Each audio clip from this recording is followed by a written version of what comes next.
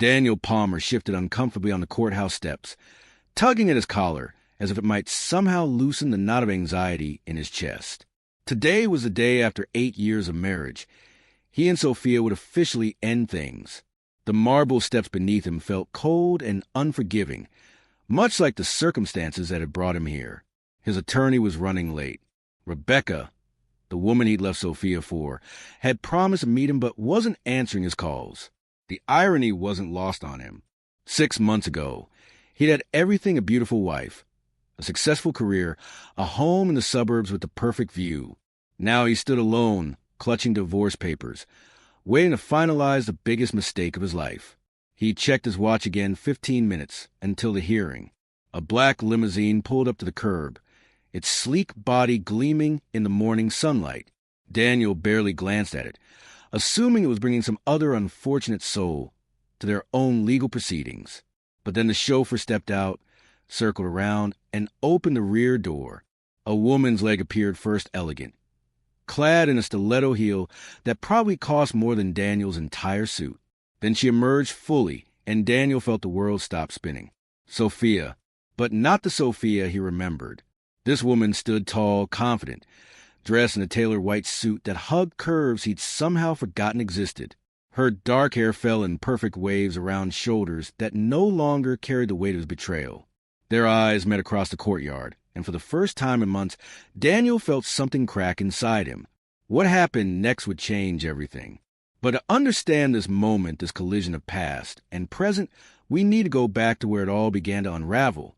8 years ago, Daniel and Sophia had been the couple everyone envied. College sweethearts who'd built their lives around each other's dreams. They'd moved to the city after graduation with nothing but ambition and a studio apartment they could barely afford.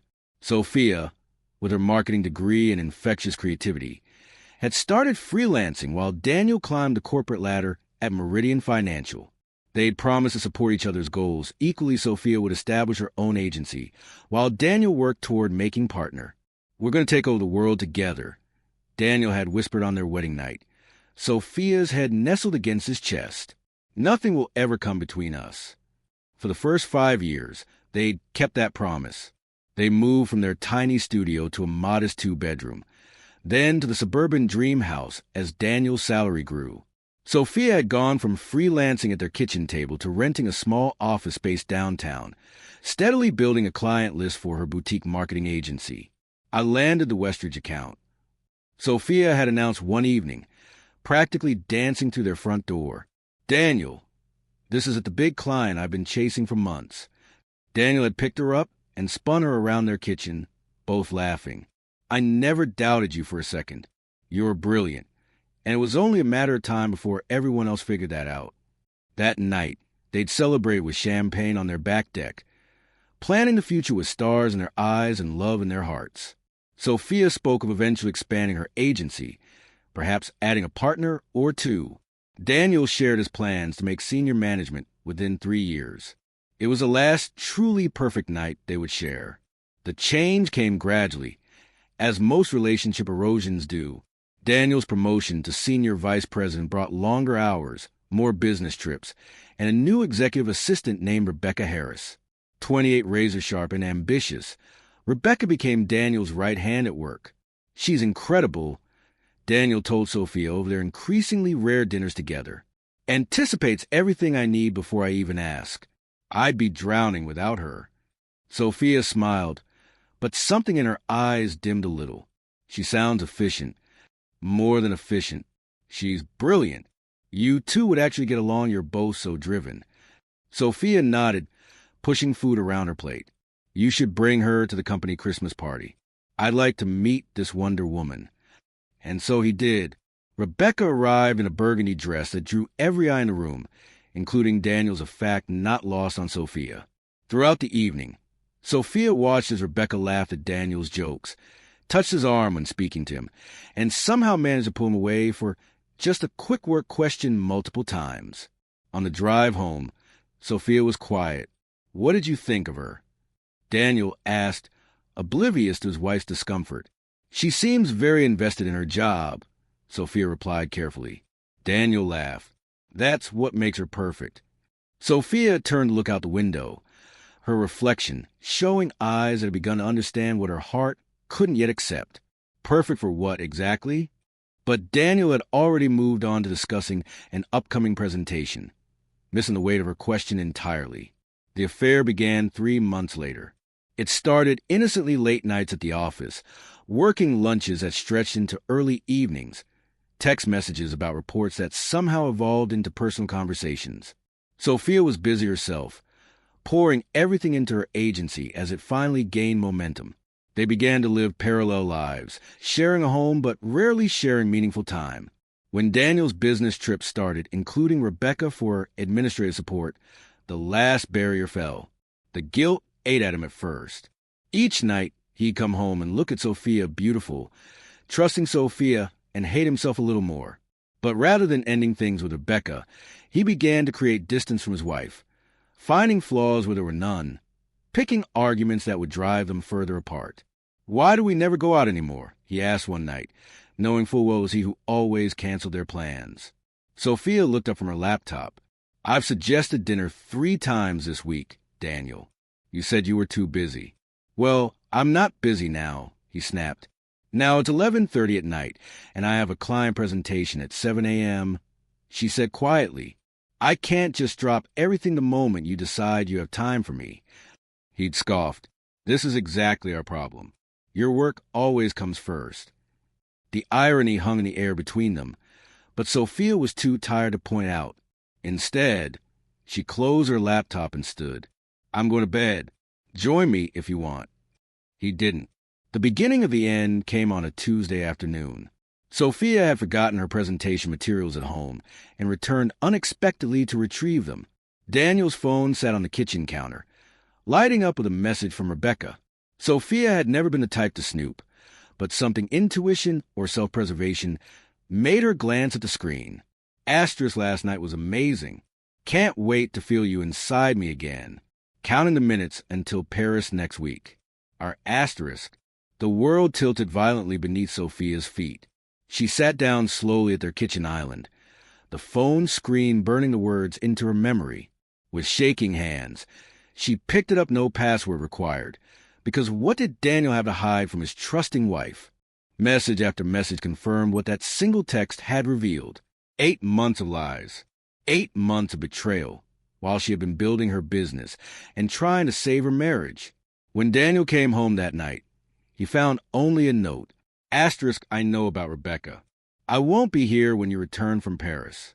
Please respect my need for space. I'll be in touch about next steps through my attorney. Asterisk. Sophia. No screaming. No dramatic confrontation. Just the quiet dignity that had always been Sophia's hallmark and the absence of her clothing in their closet. For the first week after Sophia left, Daniel felt almost relieved. The deception had been exhausting. Rebecca moved into his house almost immediately, bringing designer clothes and expensive tastes that quickly filled the spaces Sophia had vacated. "We don't need to rush anything," Daniel suggested weakly, watching Rebecca hang her dresses next to the few of Sophia's things that remained. Rebecca laughed, a sound that once delighted him but now seemed slightly too sharp. "Darling, your wife left. The charade is over. Why wait to start our life together?" And so it began their life together. Daniel filed for divorce, offering Sophia a settlement that his attorney assured him was more than fair. He expected her to sign quickly. Sophia had never been confrontational, but the papers came back and signed, with a note from her attorney requesting financial discovery and a full accounting of marital assets. It was the first sign that Sophia wasn't going to disappear quietly. Meanwhile, life with Rebecca began to show unexpected complications. She quit her job at Meridian.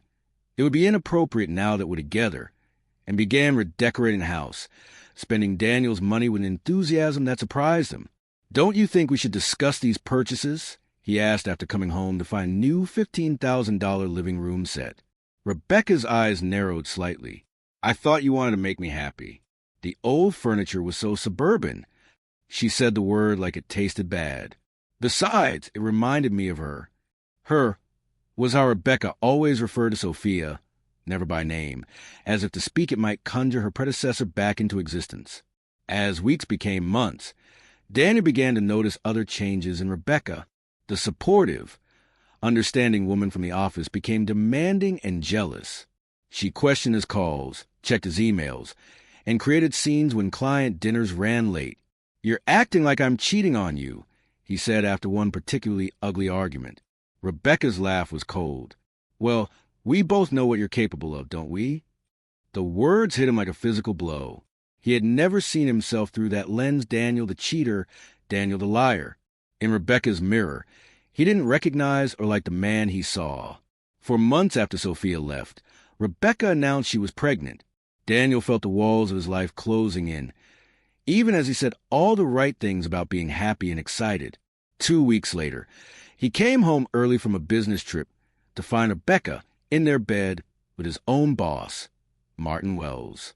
"You can't be serious," Rebecca said, not bothering to cover herself as Martin scrambled for his clothes. "After what you did to your wife.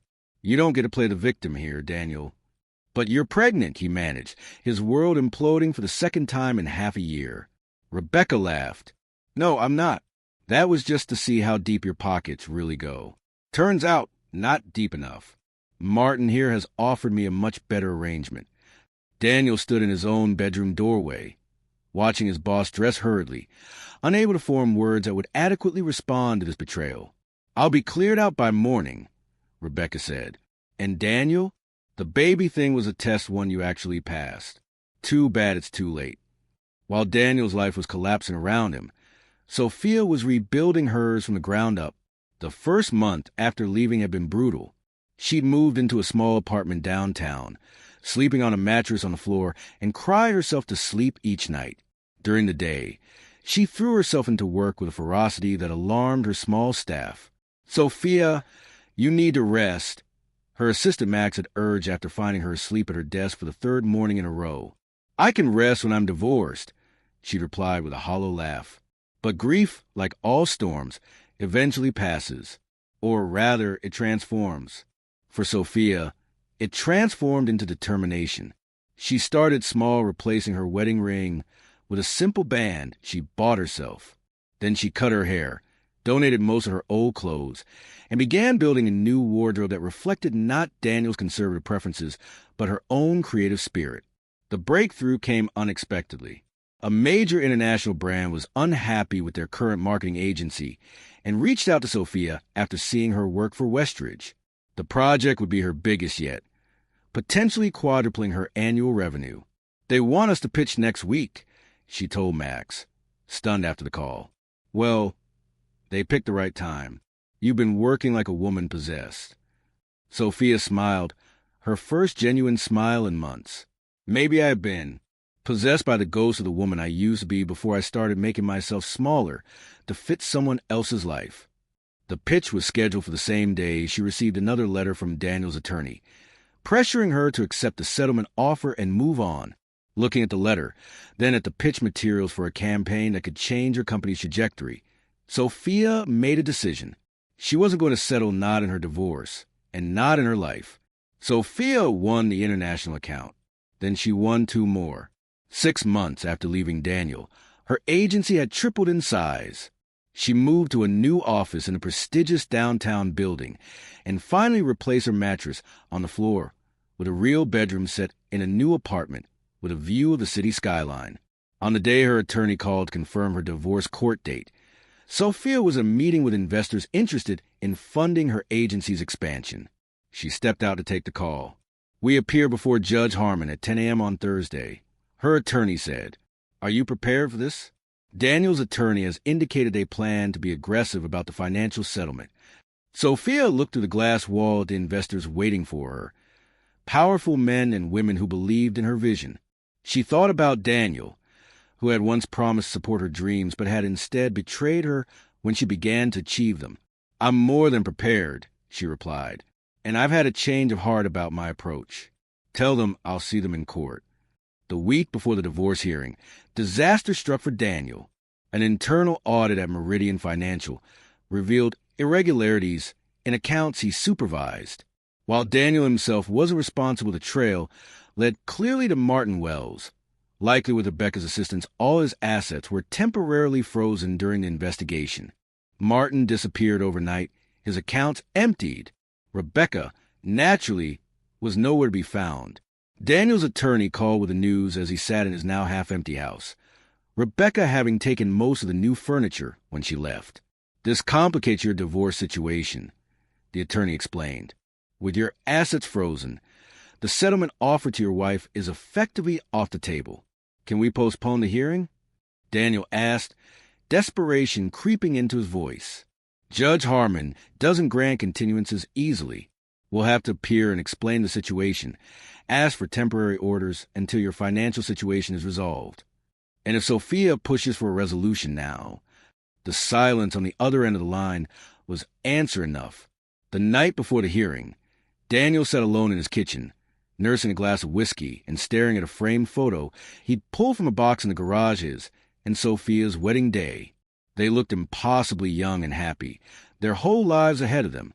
For the first time since she left, he allowed himself to really think about Sophia not as the obstacle to his new life with Rebecca, but as a woman who had loved him completely for 8 years. The woman who had supported his career while building her own. The woman who had never once made him feel small or insignificant. The woman he had betrayed in the worst possible way.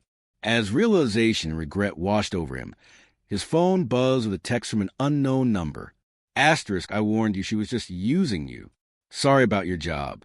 Karma's a bitch." Asterisk, Martin, his boss and Rebecca's latest conquest. Daniel put his head in his hands and wept for the first time since he was a child. And so we return to courthouse steps, where Daniel stands watching his wife emerge from a limousine like a phoenix, rising from the ashes of their marriage. Sophia approaches, her heels clicking confidently on the stone. "Daniel," she says, her voice neither warm nor cold. "Sophia," he manages, "you look different."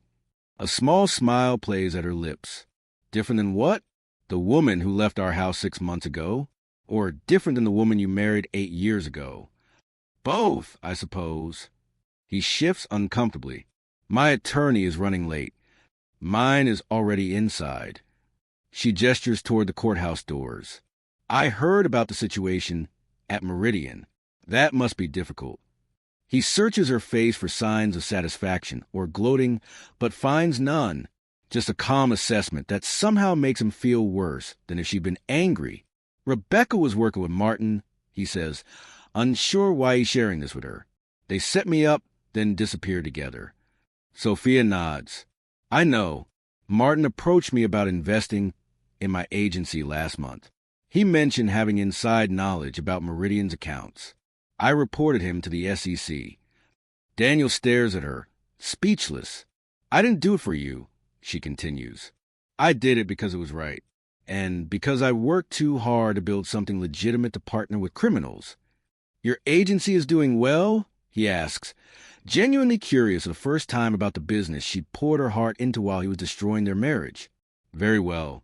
She glances at her watch. "We should go inside. I don't want to keep the judge waiting." As they walk up the steps together, Daniel sees his attorney hurrying toward them. "I should warn you," he says quickly. "My assets are frozen. I can't offer the settlement we discussed. I'm going to have to ask for time." Sophia stops and turns to him. "I know. Rebecca reached out to me last week." "She what?" "She called to gloat. Told me you were broke and humiliated. Said I should enjoy watching you suffer in court." Sophia tilts her head. She really doesn't know me at all. Does she? Before Daniel can respond, they're inside the courthouse, moving through security and toward the elevators.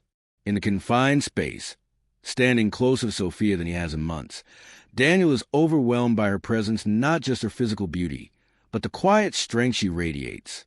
"I'm sorry," he blurts out as the elevator climbs. "For everything. You deserve better." Sophia's eyes meet his. "Yes, I did."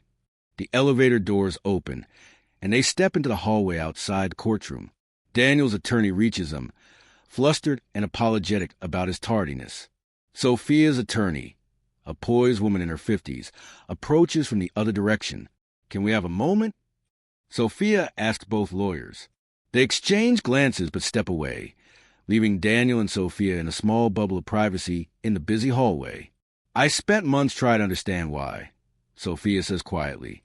"Why you would throw away 8 years. Why you would betray me with someone you barely knew. Whether I had done something to deserve it.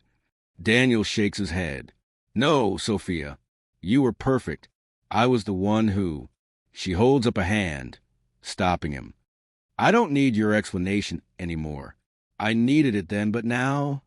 She shrugs. Now I realize it was never about me. It was about you, your insecurities, your fear of the commitment we made, your inability to celebrate my success without feeling threatened. Her words cut through him with surgical precision, exposing truths he'd only begun to acknowledge himself in the darkest hours of the night. I have a proposal, she continues. One my attorney doesn't approve of, but it's my decision to make. Daniel waits, holding his breath. I don't want anything from you, not the house, not alimony, nothing. I've built my own life, and I'm doing very well. She meets his eyes steadily.